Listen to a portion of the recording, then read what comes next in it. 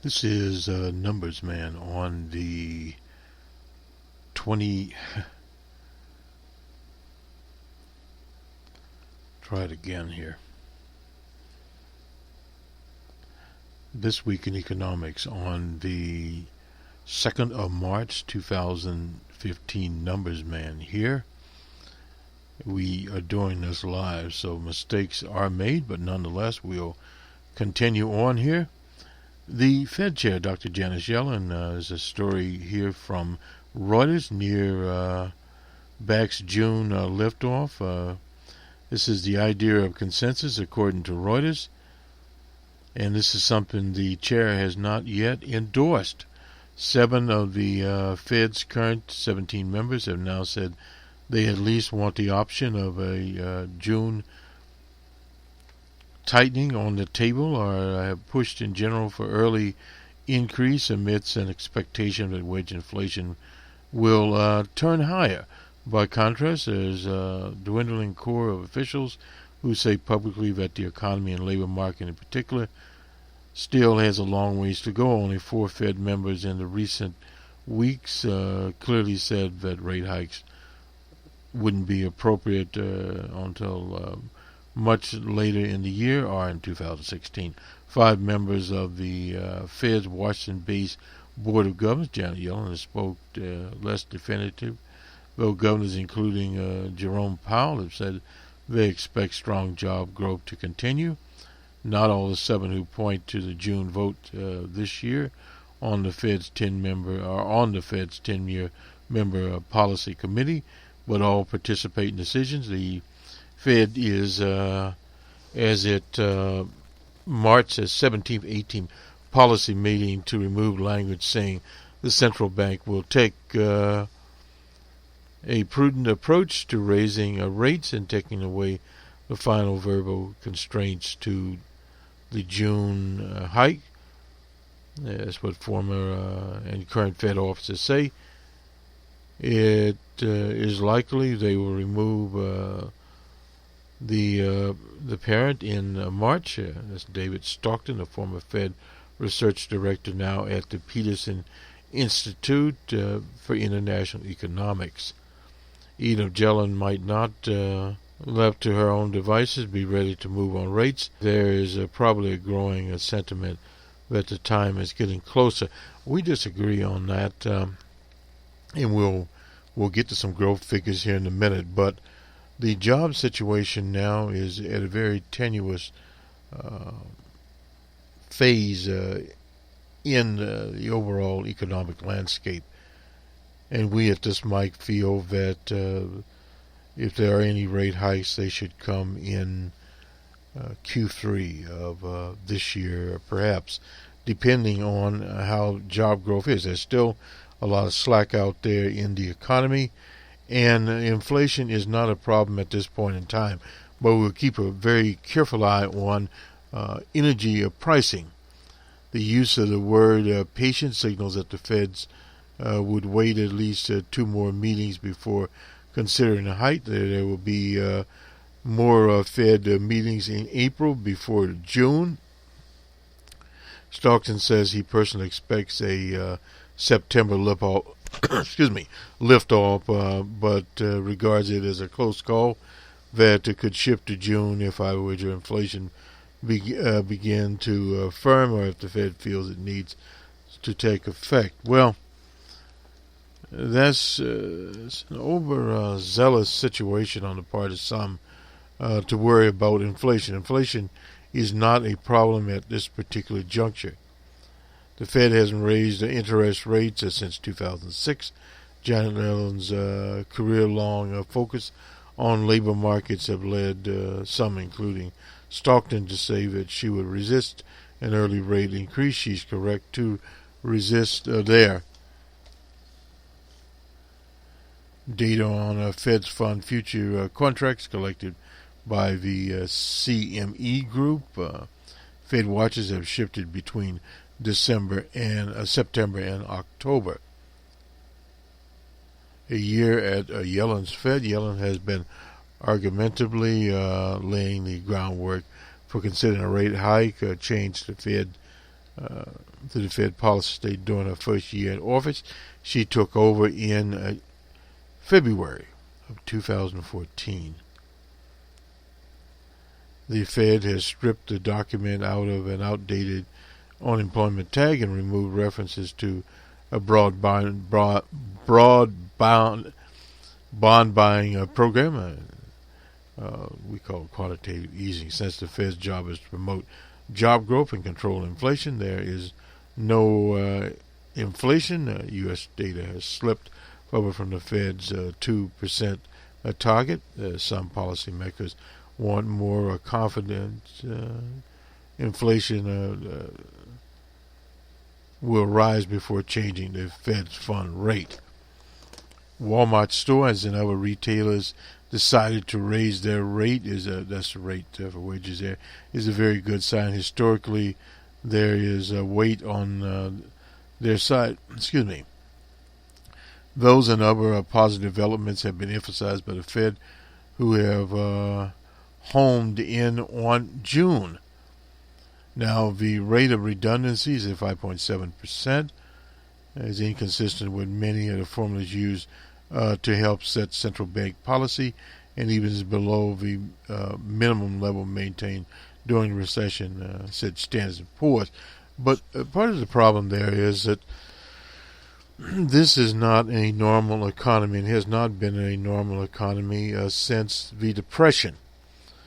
So, two Standard & Poor's and Biff and Vovino there, they want to let off the balloon and see how the markets respond, to let go of the balloon. That's from Vino. The Fed wants to close out the year at the zero lower bond and see how a new set of tools control various prices there. The Fed would be very wise to wait and see. Let's get to Warren Buffett. Hints at a successor there. He'll have his incidentally annual meeting in May, and we'll see how that development turns out. We cover that every year. Let me just get one other thing here. Oil falls more than 1% on strong dollar and supply concerns. In our last installment of This Week in Economics, we talked about that. More than 1% on, this is Monday, we're doing this, with Brent crude slipping below $62 a barrel. We like to see that. It should be much lower.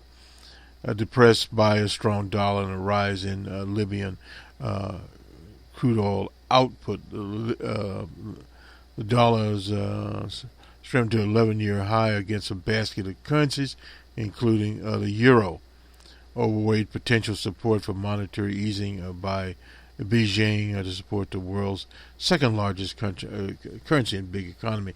The U.S. dollar strength too, and euro weakness tend to offset any positive reaction that we are supposed to see in oil pricing. That's Rick Spooner. He's an analyst at CMC Markets in Sydney, Australia. Brent crude hit a low of 61 a barrel. And we will get to that in a minute, but there is plenty of demand out there. There's plenty of Brent crude out there, and demand is not there. With supply disruptions amongst some members there, but that is not there. In February also quoted Brent crude, stretching its premium to the widest since January 2014 at $13 a barrel. That's a premium there. So this will continue. $60 they're trying to set as a benchmark.